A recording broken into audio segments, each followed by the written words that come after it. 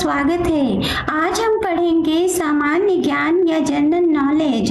General knowledge में पढ़ेंगे कि भारत सरकार में मुखिया कौन होता है।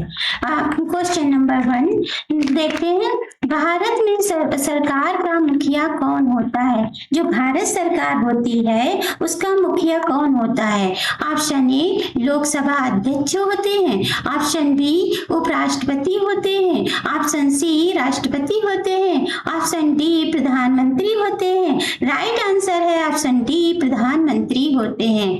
जो भारत सरकार के जो है भारत सरकार का मुखिया होता है उसे जो है प्रधानमंत्री को कहते हैं।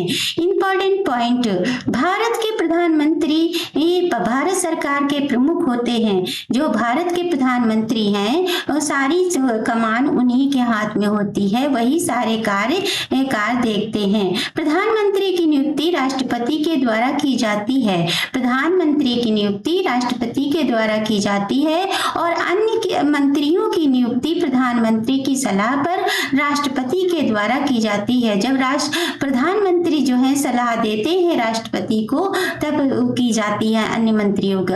वह मंत्री परिषद के प्रमुख भी होते हैं। जैसे ये पूछा गया भारत सरकार के प्रमुख कौन होते हैं तो प्रधानमंत्री होते हैं। उसी तरह से ये पूछ दिया जाए कि मंत्री परिषद का मुखिया कौन होता है तो जो है प्रधानमंत्री ही होते हैं। भाग 5 के अनुच्छेद 74 से अनुच्छेद 78 तक प्रधानमंत्री और मंत्री परिषद से संबंधित है।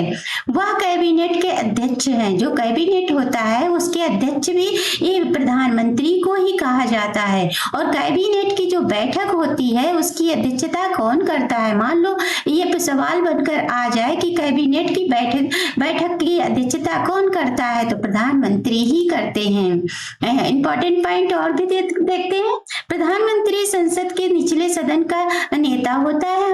हमारे भारत सरकार में 2 सदन होते हैं, एक निम्न सदन एक उच्च सदन। निम्न सदन लोकसभा को बोलते हैं और उच्च सदन जो है विधानसभा को बोलते हैं, राज्यसभा को। तो यहाँ पे निचले सदन का नेता होता है, मतलब लोकसभा का नेता होता है।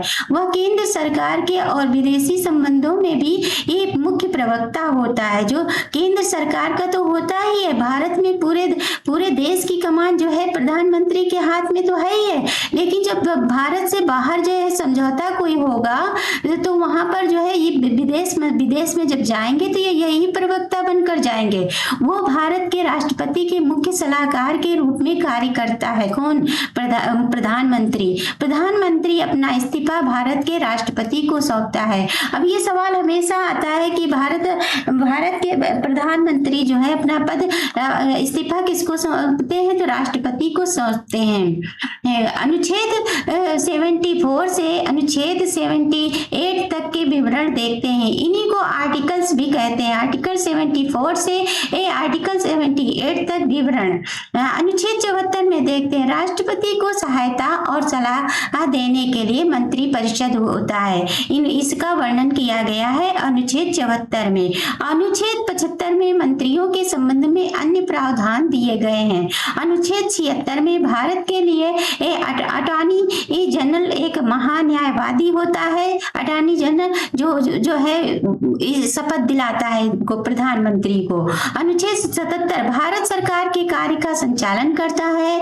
अनुच्छेद 78 में राष्ट्रपति को सूचना देने आदि के संबंध में प्रधानमंत्री के कर्तव्य होते हैं। आज हमने सीखा प्रधानमंत्री के कौन कौन से जो है प्रमुख गुण हैं।